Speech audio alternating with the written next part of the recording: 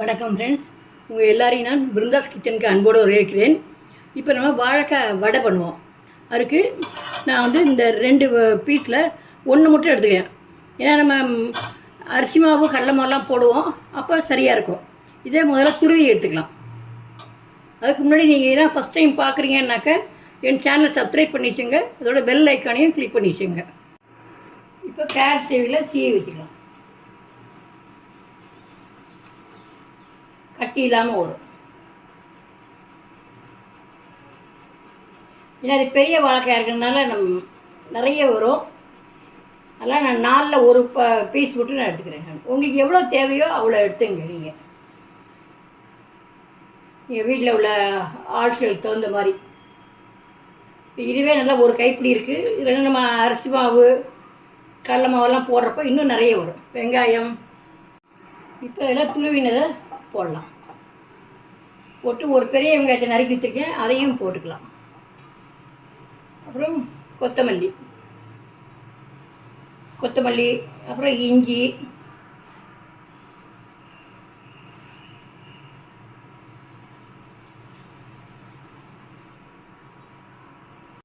தேவையான அளவு உப்பு போட்டுக்கலாம்.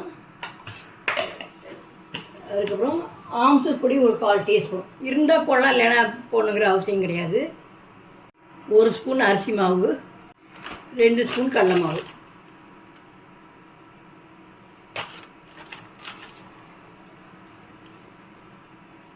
பெருங்காயத்தூள், மஞ்சப்பொடி, அதுக்கப்புறம் சில்லி ஃப்ளேக்ஸ். சில்லி ஃப்ளேக்ஸ் இருந்தால் நீங்கள் இப்போ சில்லி ஃப்ளேக்ஸ் போடலாம், ஆனால் மிளகாய் தூள் போட்டுக்கலாம்.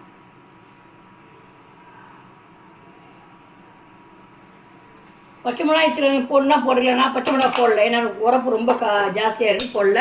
இப்போ இதை நல்லா கலந்து விட்டுக்கலாம்.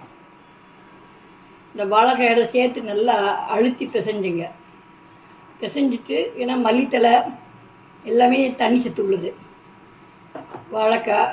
அதுக்கப்புறம் தண்ணி விட்டு வடை பாதத்துக்கு போடணும். வடை மாவு போடணும். இப்போ எண்ணெய் சட்டி அடுப்பில் வச்சுருக்கு, காயட்டும். காஞ்சோன்னா மாவை வடையை தட்டி போடலாம். இப்போ எண்ணெய் காஞ்சிட்டு நம்ம வடையை தட்டி போடலாம்.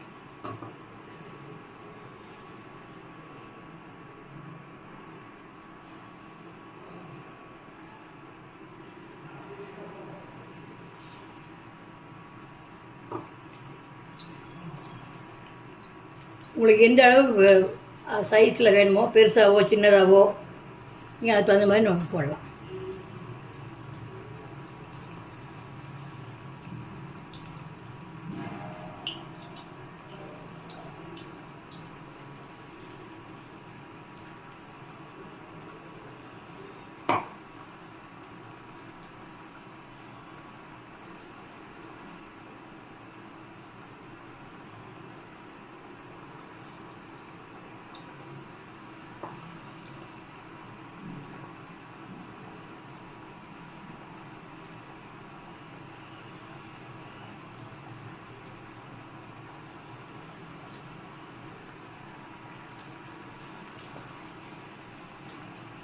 நீங்கள் வடை மாவுலேயே நிலக்கடலையை கூட நீங்கள் தோலை எடுத்துகிட்டு 1-2 மிக்சியில் பொடி பண்ணி போடலாம். அப்படின்னா முழு நிலக்கடலையும் போடலாம், அதுவும் நல்லா தான் இருக்கும்.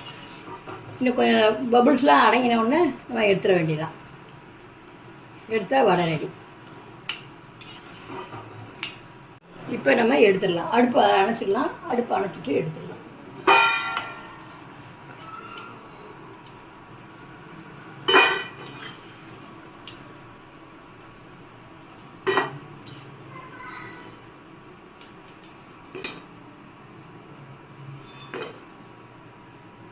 சுவையான வாழைக்காய் வடை ரெடி. நீங்களும் செஞ்சு பாருங்கள்.